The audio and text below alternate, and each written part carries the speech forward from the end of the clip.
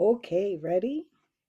Redwall, Part 2, Chapter 7. So, they're still under siege at Redwall, but they found the warrior that helped establish the abbey. They found his armor, they found his grave. They haven't found the sword. So, and Cluny the Scourge, uh, the one who's creating all this trouble, is in the process of healing and preparing for his next attack. So, here we go. Chapter 7. Constance stood on the ramparts. She leaned over the parapet, watching as a young fox approached along the dusty road, bearing a stick with a white rag of truce tied to it. The big badger was uneasy. She knew this one, a fox from old Sela's brood. You needed eyes on the back of your head to watch that lot. Stop right there and state your business, Fox, Constance called out gruffly. Chicken Hound sniggered, but seeing the badger's stern expression, he quickly took control of himself. I want to see your abbot, he called. The reply was abrupt. Well, you can't. The fox waved his flag, squinting up at Constance. But I must see the abbot. I come in peace. I have an important piece of information for sale. The badger was unmoved. I don't care if you've got the rumbling foxtrot, you aren't getting inside this abbey. If you want to speak to anyone, then speak to me. Constance watched the crestfallen fox, then added as an afterthought, and if you don't like it, well, you can sling your brush back up the road. Chickenhound was dismayed. This last insult had taken the wind completely out of his sails. He tried to think how Selah would have handled a situation like this. Eventually, he unrolled the bark scroll and waved it up at Constance. This message is for the abbot's eyes only. It is important. The badger eyed him coldly. Then chuck it up here. I'll see that he gets it. No amount of wheedling and blandishment would cause the cynical badger to change her mind. She was adamant. In the end, Chicken Hound had to throw the scroll up. He made several puny attempts, each one weaker than the last. As the scroll fell back down into the road, yet again Constance called aloud, Put some energy into it, you little milksop. I'm not hanging around here all day. Chickenhound heaved the scroll with all his strength. He was gratified to see Constance lean out and catch it. Hopefully, he called out, I'll wait right here for the answer. The badger grunted noncommittally. She sat down below the parapet out of sight of the fox and scanned the message. Constance stayed there where she was until a reasonable time elapsed, then stood up, panting heavily for effect. Tell Selah that the abbot will see her 2 days from tonight at 10 o'clock in Mossflower Wood. She must come to the old tree stump, and mind you, tell her, no tricks. Chickenhound waved the flag. He went into a bout of uncontrollable sniggering. Right, I've got the message, fat one. Be sure your abbot brings lots of valuables with him. Goodbye, old grayback. Constance poked an angry snout down at the insulting young fox. You'd better get running, Frogface. I'm coming down there to put my paw behind you right now. Again, Constance dropped behind the parapet. She hammered her paws loudly against the stones. Standing up, she watched the terrified chickenhound racing off down the road in a cloud of dust.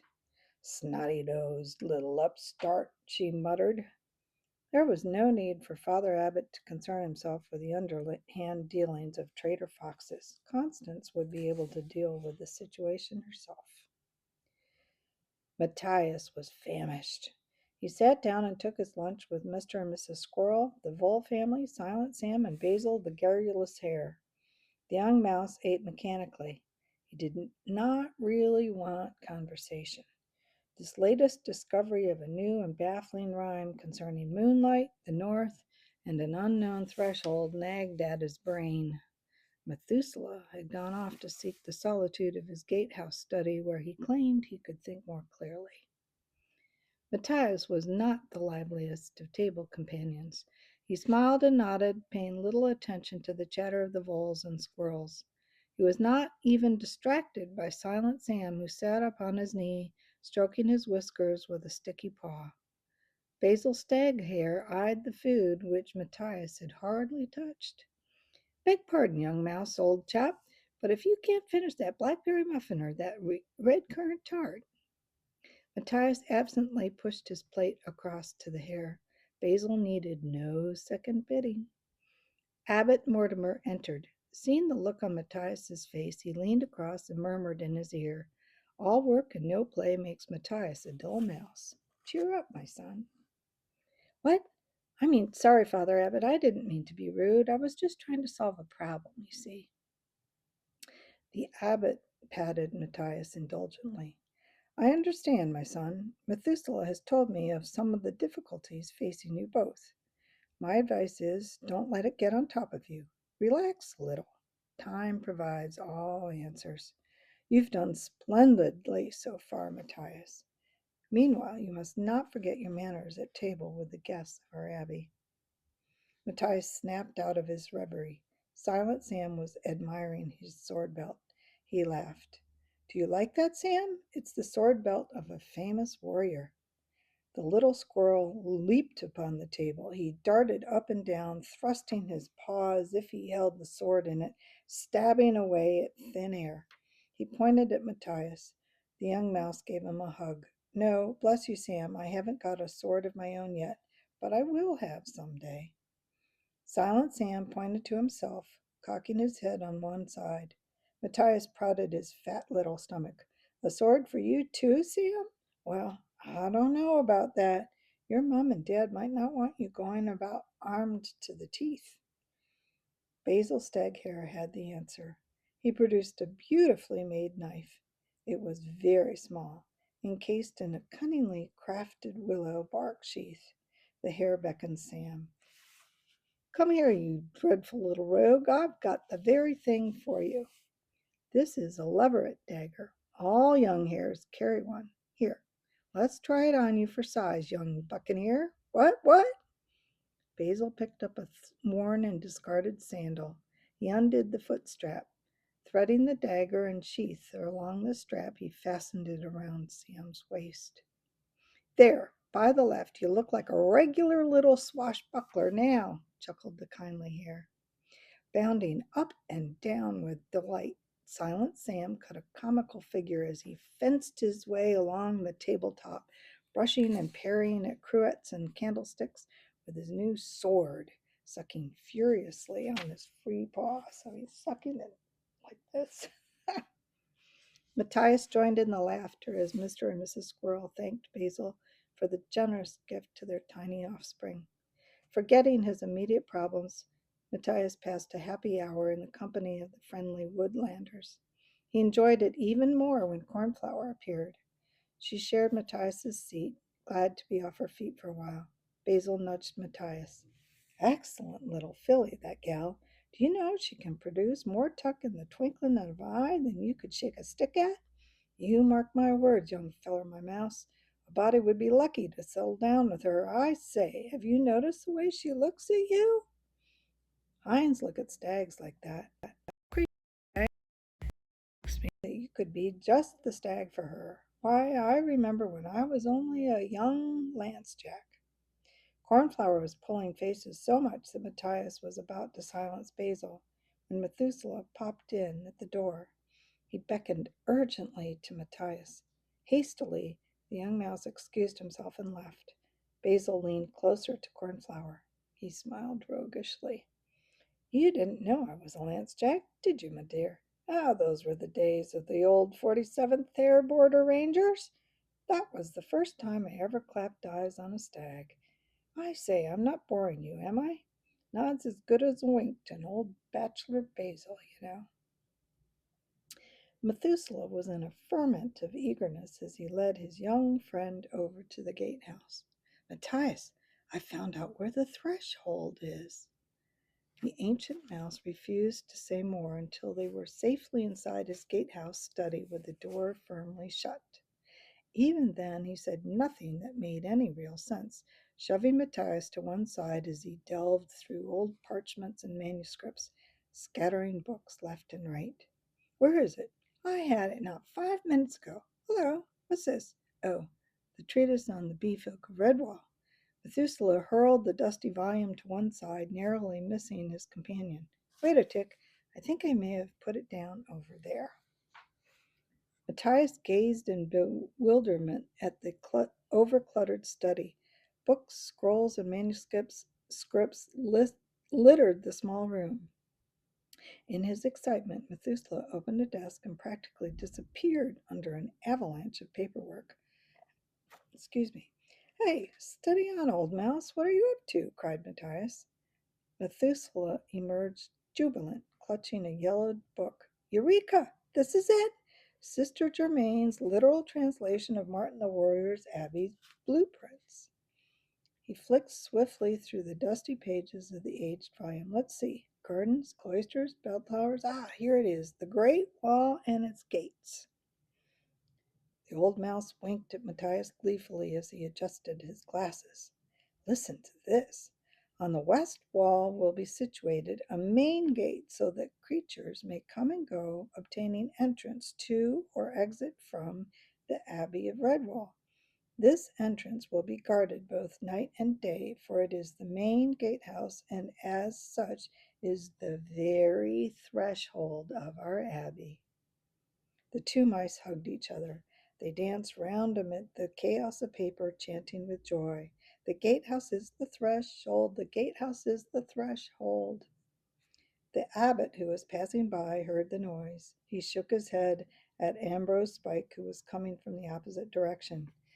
Mayhaps they've been at the October ale a little too much, Father Abbot, said the hedgehog.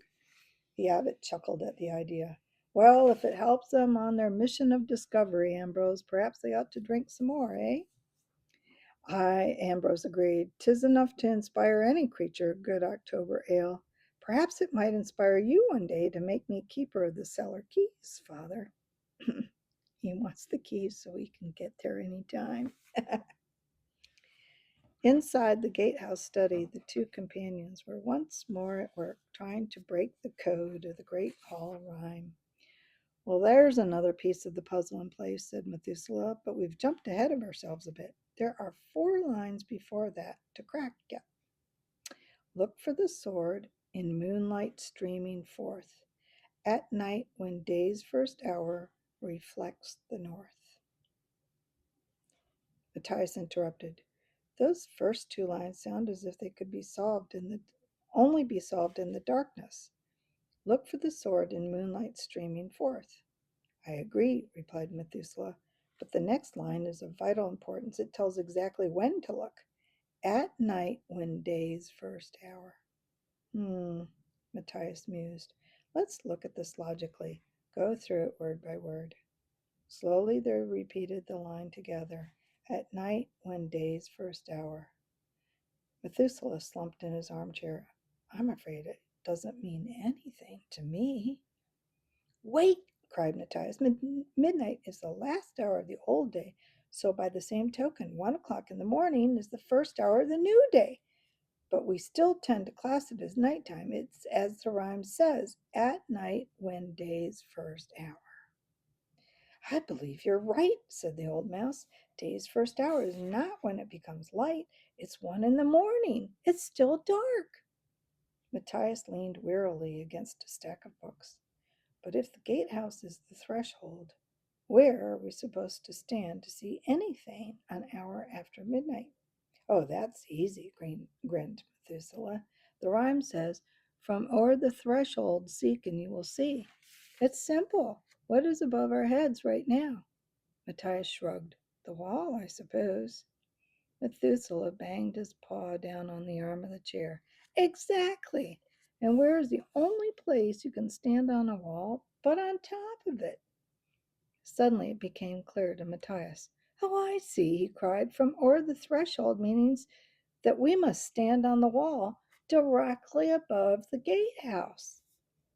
As fast as they could run, both mice hurried up the steps to the top of the wall. With Matthias in the lead, they pounded along the ramparts. Matthias stopped above the gatehouse and stamped his foot on the stones. I say about here. Would you agree? Methuselah looked a trifle doubtful. Looks to be a very rough approximation. Matthias had to concede. He looked sheepishly about. The stones where they stood were no different from any other part of the wall. The trails seemed to have gone cold again. Dejectedly, Matthias sat down on a heap of rock and rubble that had been there since the invasion. What are we supposed to do now? Hang up here until after midnight and wait for a miracle? The old gatehouse keeper raised an admonitory paw. Patience, young one, patience. Let us take stock and retrieve the facts. Lend me your knife for a moment. Matthias drew the shadow's dagger from his belt and gave it to his friend. He sat watching as the old mouse began writing in the dust from the rubble. Item 1. Martin is Matthias. Item 2. We have found Martin's tomb. Item 3. We have also found his shield and sword belt. Item 4. Our task is to find Martin's sword. Item 5. Where? From here, the top of the gatehouse wall. Item 6. When? At 1 in the morning when moonlight streams forth. Item 7. In which direction? To the north. They sat in silence, digesting the facts on the list. Then Matthias spoke. Suppose we look to the north. Both mice turned their heads northwards. Well, what do you see, young one? Queried Methuselah. Matthias's voice was tinged with disappointment. Only the abbey, part of the beehives, the north side of the wall, and the treetops beyond. What do your eyes see, old one? Exactly the same as yours do, though perhaps a bit dimmer. Don't give up hope, though. Let us keep looking. Maybe we'll see something. The surveillance continued. Apart from retrieving his dagger, Matthias sat very still, peering northwards. Eventually, he had to give up as his eyes were beginning to water and he was beginning to get a crick in his neck. Methuselah had fallen asleep in the afternoon sun. Angrily, Matthias slammed his dagger point deep into the edge of the rubble heap. I told you it was a waste of time. Can't you stay awake for 5 minutes? Must you go to sleep on me? The old mouse woke with a start. What's that? Oh, Matthias, there you are. Dear me, I must have dropped off for a moment. Sorry, it won't happen again. Matthias was not listening. He was digging in the rubble with his dagger. Methuselah watched him curiously. What in the name of goodness are you up to now? The rubble scattered as Matthias dug away madly. I think I found what we're after. There's some sort of shape in the stone down there. The trouble is, there's too much rubbish on top of it. I think we need the foremole's help again. The foremole and his team arrived panting, with Matthias running ahead. The moles collapsed on the rubble, breathing hard. You only got bitty short legs as moles do, or tykes. It's gentle mice needing our help again. This time Matthias understood. Yes, please, Mr. Formole. Do you think that you and your team could possibly move this pile of rock and rubble? There's something we need to get at underneath it all. Formole spread his stubby paws wide. He smiled winningly. That no sooner said done, young un. Where'd you like me shifting to? Matthias shrugged. Oh, anywhere, I suppose, as long as it's not in our way. The foremole spat on his paws and rubbed them together. All right, mateys, best dumpin' this lot where it come from.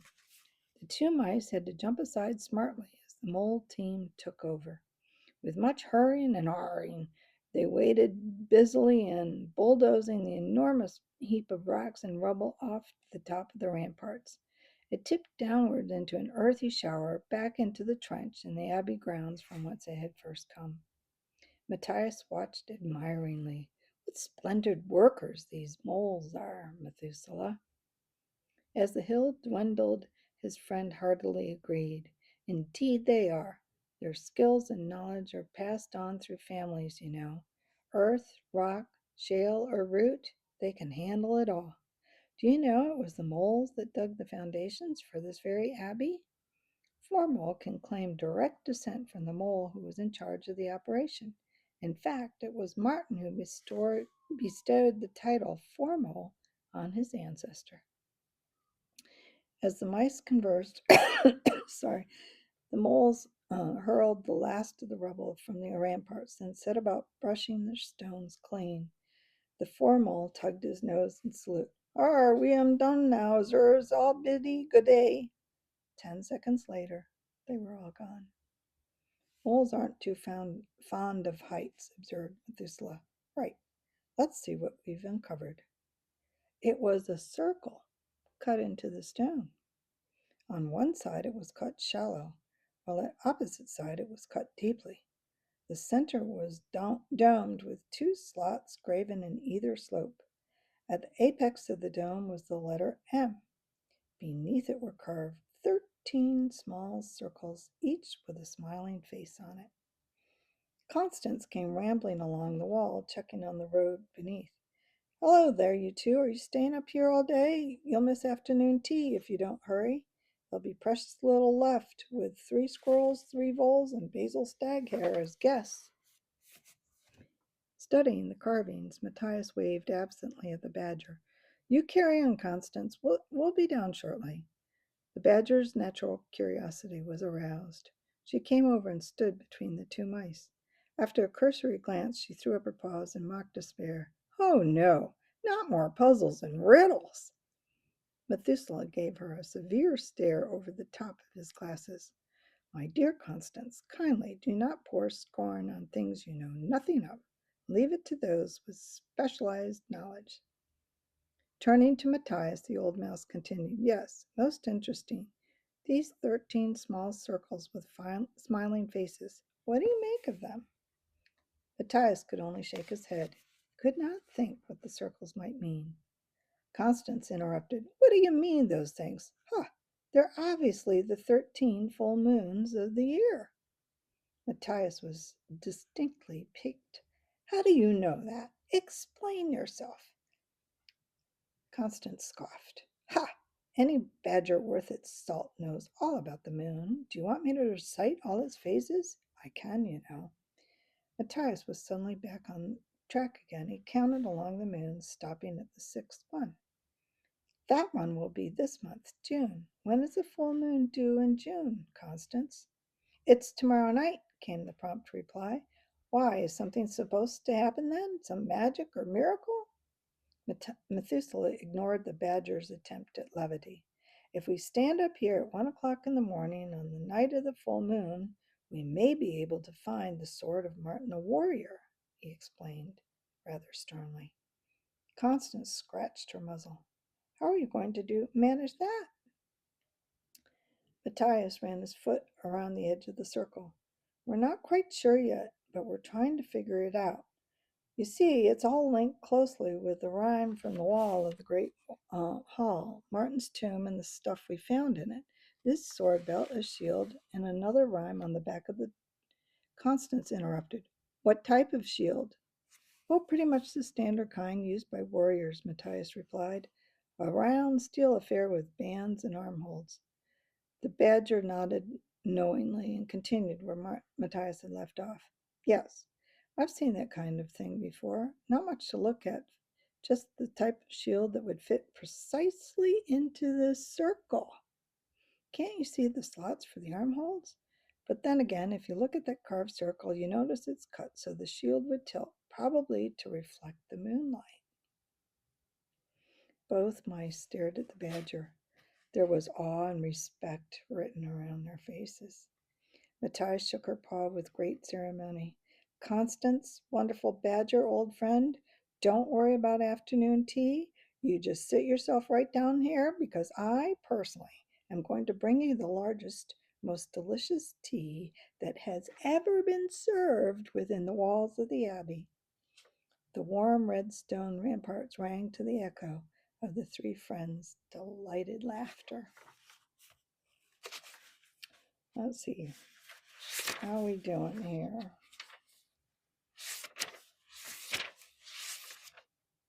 I think we'll read one more real quick. It's a short one, and the next one after that is a long one. Chapter 8. Oh boy, back to Cluny. Excuse me. Cluny lay with his one good eye half open. From beneath its slitted lid he watched Selah the vixen. The sly old devil was definitely up to something. He was certain of it. Cluny had secretly questioned Fangburn about the conversation that had gone on between Selah and her son.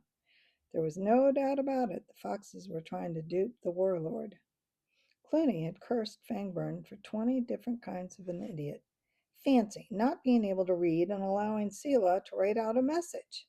Imagine letting Chickenhound go free without first getting the scroll read. If he had been a little fitter, he would have personally slain his oafish captain. But as it was, Cluny kept silent about it all. Even if Selah was playing a double game, he needed the fox's healing powers to regain his health and strength. Meanwhile, Cluny the Scourge made his own counter-espionage moves. He allowed Selah to minister to his wounds, but he secretly stopped taking the herbs and potions to help him sleep. Early next morning, Chickenhound returned. He carried a bag laden with medicinal ingredients. Cluny feigned sleep, but secretly he observed the foxes closely. They nodded and winked at each other quite a bit. When they were reasonably sure he was asleep, the two held a hurried conversation, a whispered conversation. And though, unfortunately, he could not hear what they said, their behavior was secretive enough to make Cluny sure he was right. They were planning a double cross. Cluny did not tell any of his officers of his suspicions. He kept everything to himself. This way there could be no possible leak of secrets. Cluny was content to watch and wait, getting a little stronger every day. Then after a while he came up with a fiendishly simple idea. He ordered that the room be cleared. He wished to be alone so that he could rest. When he was quite sure that he would not be disturbed, Cluny took a quill and parchment from the bedside table. He drew a diagram complete with pointing arrows, horde positions, lines of attack and defense, together with written instructions. It was a plan for the second full-scale invasion of Redwall Abbey. Cluny made it clear that the success of the attack depended solely on the battering ram breaking through the main gate. When he had finished writing, Cluny pushed the parchment under his pillow, taking care to leave just a small corner of it jutting out. His officers would be too slow and dull to notice it, a tiny scrap of parchment showing from beneath the pillow. Even if they should, they would attach no importance to it. But Selah the fox would. Cluny settled down to wait. Redtooth and Fangburn returned with their captive guest an hour later. Cluny stretched himself luxuriously and yawned aloud. Ah, I had a nice peaceful nap without you three clattering around the room and creating noise. How's that tree felling coming along? Redtooth leaned upon his spear. Shouldn't take much longer now, Chief. I've ordered some of them to get a good blaze going so the trunk can be fired and hardened. Cluny flexed his injured tail slowly. Good. Make sure that all the large branches are cut off close to the trunk. It'll make it easier to carry. Now, Fox, how about changing these bandages and giving me something to make me sleep tonight? That stuff you gave me yesterday wasn't much use. I was tossing and turning for hours before I got any rest. Selah made a sweeping, servile curtsy. Now that my son has brought my new ingredients, I can certainly give you medicine to make you sleep, sir. I guarantee you'll go off like a bug in a blanket, if you'll pardon the expression, sir. Just as long as it gets me to sleep, said Cluny, smiling inwardly. That night, Cluny allowed Redtooth and Fangburn to guzzle their fill from a cask of barley wine that had been found in the church cellars. He gave Selah permission to drink also. Cluny watched as the fox pretended to drink as much of the barley wine as the rat captains. While she was doing this, Cluny also pretended to take his sleeping medicine. Cluny and Selah continued with their pantomime neither letting a drop pass their lips. So Clooney's pretending to be asleep, and he set false information tucked below his pillow. And Selah is pretending that she is fine and she hasn't been selling secrets. It was late night. Cluny joined in the snores of his drunken officers. The room was comfortably warm. A lone candle flickered in its socket. Cluny felt the pillow move slightly. Selah was taking the bait. Cluny gave a big imitation snore and smacked his lips contentedly. Some day he must learn to play chess. He betted himself that he would be unbeatable. Cluny also made a wager with himself that the plans would be back, safely tucked under his pillow by morning, and that Selah would have an accurate copy of them hidden away somewhere. Now he would catch a few hours of sleep. No doubt the mice would be interested to learn of his scheme to attack the main gate with a battering ram. They would strengthen the gatehouse and deploy the main body of the defenders in the immediate area. Cluny could have laughed out loud. While they were defending the gate, he would be tunneling under the southwestern angle of the Abbey wall. Okay, that's chapter 8. Until then, next time, chapter 9.